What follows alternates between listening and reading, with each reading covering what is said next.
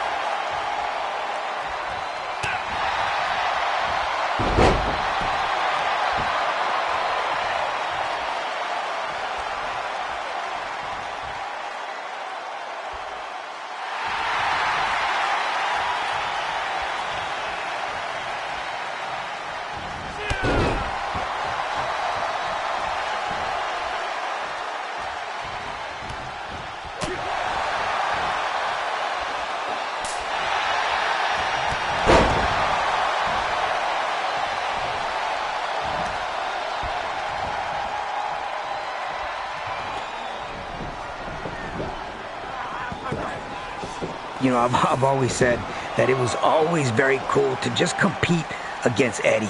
With all the extra personal stuff, Eddie has always had my respect, you know, and a year removed from being WWE champions, everything he did was so flawlessly executed, like to the T.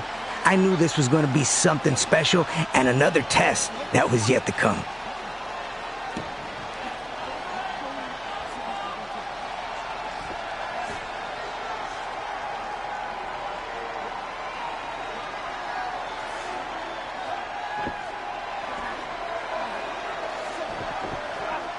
Just when you start feeling comfortable, things get out of control and no longer technical. Now, that was Eddie. Eddie made you feel so comfortable, and once you least expected it, there you go, over the top rope. He'd take you out of your comfort zone. I take this back to Halloween Havoc. I try to get fancy with him. He pulled me off the apron immediately. So this time, I made sure I ended up on top in the ring when I wanted to show off for a quick second.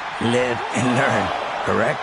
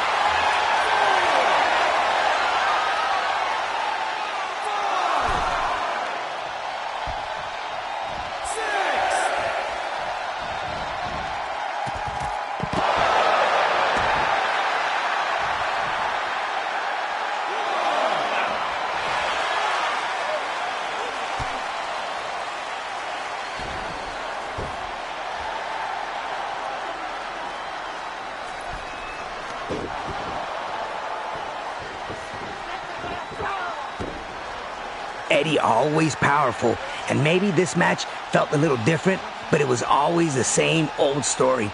Eddie always had an answer for everything. I should have seen that elbow coming, though. He caught me pretty good.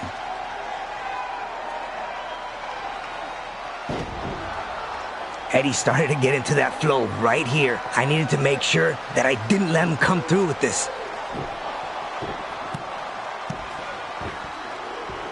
No, I figured reversing the Three Amigos would shake him off for a second.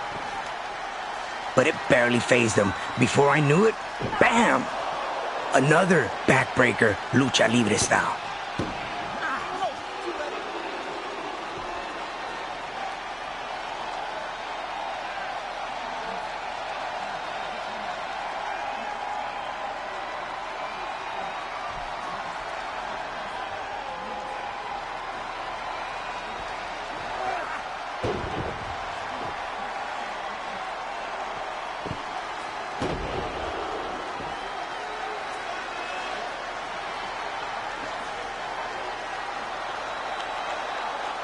I honestly thought that escaping the Three Amigos for a second was my chance. When I managed to whip Eddie into the ropes, I saw the opening and I took it like anyone else would. But again, always Eddie, he knew and had incredible ring awareness. Another backbreaker. I was really wondering if this was just not gonna be my night.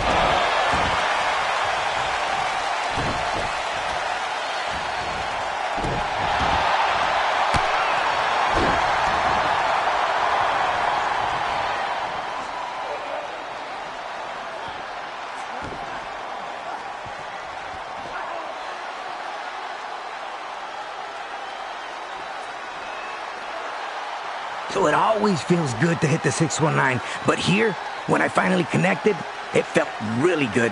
I said, let's go, man. This is gonna be it. You know, I was so close to victory.